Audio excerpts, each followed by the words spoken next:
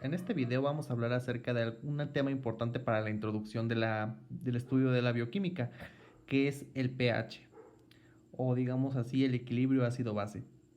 Bueno, primero tenemos que definir acerca de esto, primero qué es el pH. Nos vamos a situar en esta parte de la hoja. Ok, primero vamos a situarnos en cuál es la forma correcta en la que se debe de escribir el pH. El pH es incorrecto escribir una letra mayúscula con una letra minúscula. Esa es una forma incorrecta de llevarlo a cabo.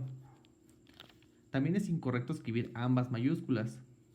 La forma correcta de escribir el símbolo de pH es una P minúscula con una H mayúscula. ¿Y qué significado tiene cada una de estas letras? Bueno, la P es una forma de escribir menos el logaritmo de algo. Entonces, en algunas ocasiones, mientras que en una determinada cantidad encuentres antes una P, probablemente significará al menos el logaritmo de una sustancia, como veremos más adelante en otro tipo de escala. Y la H de pH significa la concentración de los iones hidrógeno que existen en una solución. Por tanto, el pH nos queda que es menos el logaritmo de la concentración de los iones hidrógeno. Ahora, ¿en qué se basa la escala de pH? La escala de pH tiene, digámoslo así, tres límites. Un límite ácido, un límite neutro y un límite básico.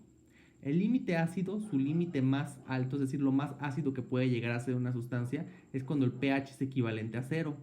Y el más básico es cuando el pH es equivalente a 14. Y el que es neutro es cuando el pH es relativamente equivalente a 7. Pero este número 0, este 7 y este 14, ¿esos valores de dónde salen? Es una pregunta que se podría hacer. Bueno, primero vamos a revisar esta porción que encontramos aquí, esto que está aquí, que es la ecuación en cómo se disocia el agua. El agua, el H2O, se disocia en un OH, un hidroxilo, y en un ion hidrógeno. Y el agua pura, se encuentra el hidroxilo a una concentración de 1 por 10 a la menos 7 y el ion hidrógeno exactamente es igual, se encuentra una concentración de 1 por 10 a la menos 7. Recordando que el pH es igual a menos el logaritmo de la concentración de hidrógenos. En este caso, la concentración de hidrógenos para el agua es de 1 por 10 a la menos 7 o de 10 a la menos 7. Por tanto, el pH nos da como equivalente a 7. Pero los números 14 y 0, ¿de dónde salen? Bueno, para eso vamos a ocupar este pequeño esquema que tengo aquí. Si a una mezcla de agua, a una mezcla que tenemos aquí de agua, que tiene la concentración de 1 por 10 a la menos 7 de iones hidrógeno, le agrego más hidrógenos, lo máximo que yo voy a poder agregarle de hidrógenos es una concentración de 1 molar. Y sacando el pH de esta concentración de 1 molar sea menos el logaritmo de la concentración de 1, nos da un pH de 0, porque siempre el logaritmo de 1 es equivalente a 0. Ahora, ¿el 14 de dónde sale? Bueno, el 14 sale de una analogía semejante a esta. Y es lo siguiente. Si yo hago una concentración de agua con 1 por 10 a la menos 7 de hidroxilos, le agrego más base, lo más de base que me va a dejar agregar va a ser esto, 1 molar igual que en este. Pero aquí no vamos a obtener el pH, sino el pOH. De forma tal que la concentración de hidrógeno, de iones hidrógeno, va a ser de 1 por 10 a la menos 14. Y aquí, menos el logaritmo de 10 a la menos 14 o de 1 por 10 a la menos 14 es 14.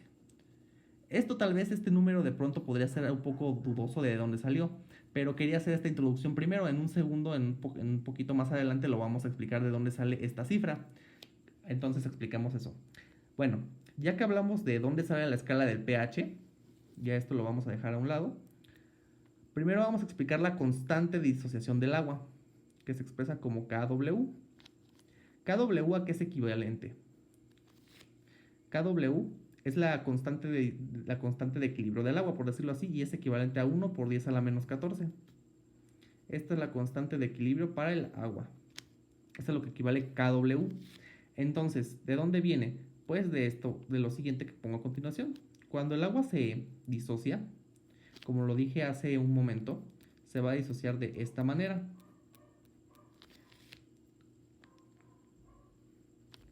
Y el equilibrio, es decir, Kw o la constante de equilibrio, va a quedar como el producto de las concentraciones de OH- multiplicados por H+, que si ustedes recuerdan, les comenté que estas concentraciones eran equivalentes, iguales en el agua pura, en el agua simple. Y la equivalencia es 1 por 10 a la menos 7 multiplicado por 1 por 10 a la menos 7. Y eso nos va a dar un total de 1 por 10 a la menos 14, que ya se relaciona con el número que les había dado hace un momento. Pero en sí, ¿qué es lo que significa entonces esto? Cuando yo en su momento le agregué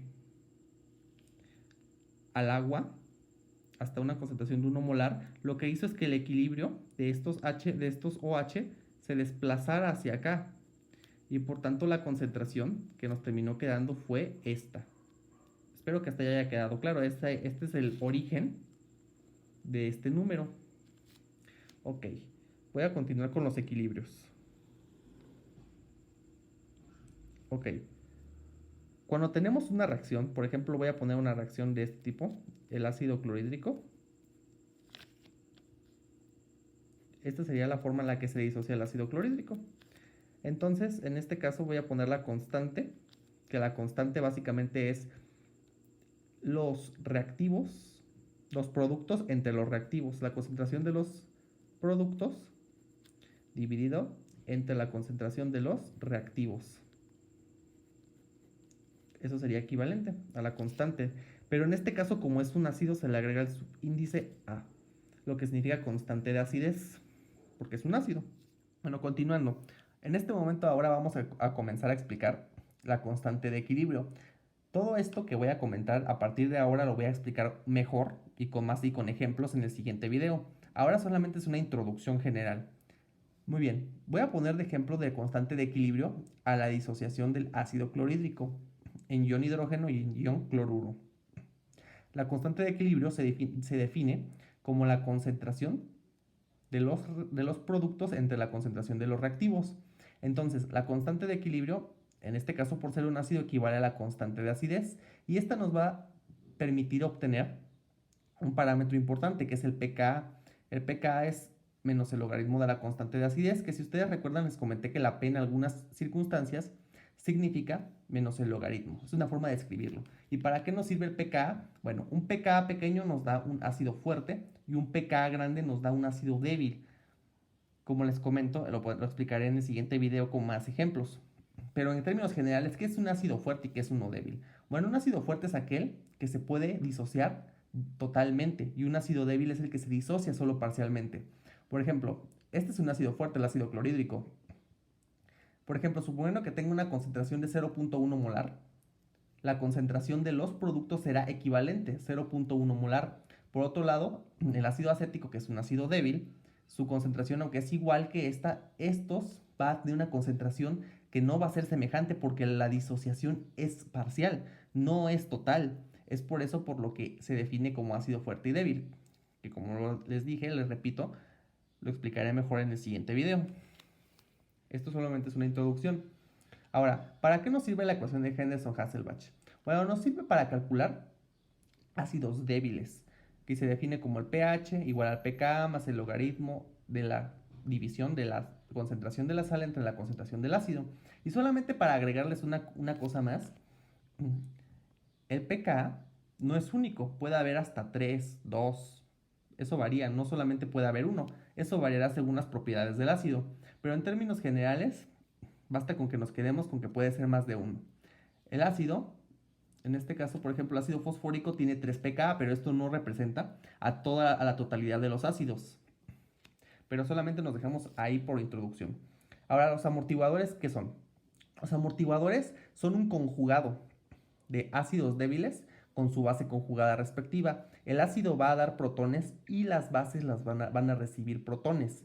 ¿Esto qué significa? Que este va a neutralizar las bases excedentes y este va a neutralizar los hidrógenos, los iones hidrógeno, excedentes en una solución para que ésta se mantenga en un pH más o menos constante, que es la definición de un amortiguador. Por ejemplo, el pH es constante.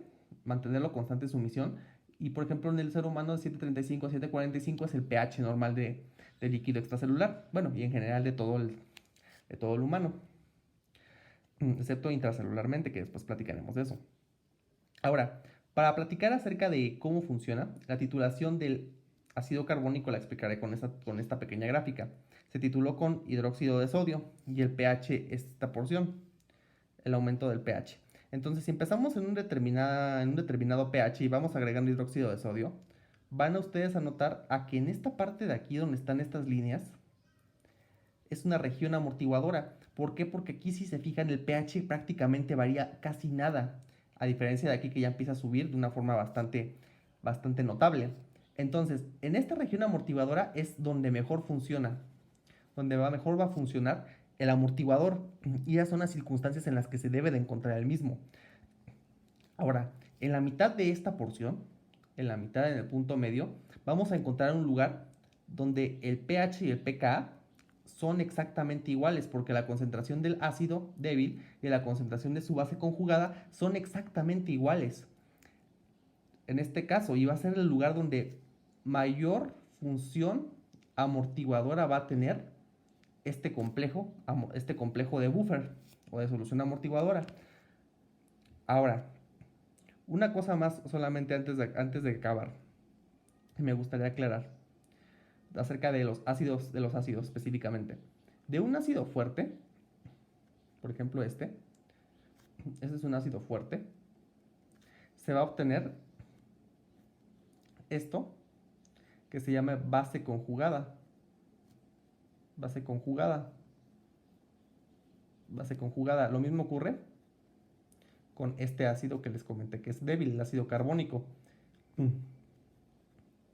Este también voy a tener aquí una base conjugada. Es por eso porque estaba mencionando que teníamos una base conjugada y un ácido fuerte y la base conjugada. De aquí es de donde sale esa definición. Bueno, hasta aquí va a terminar este video. Espero que les haya gustado mucho y hayan entendido correctamente, me haya dado yo a entender correctamente. Y en el próximo explicaré mejor el equilibrio ácido-base, la constante de equilibrio, el concepto de pKa y un poco mejor y con ejemplos. Muchas gracias por ver el video.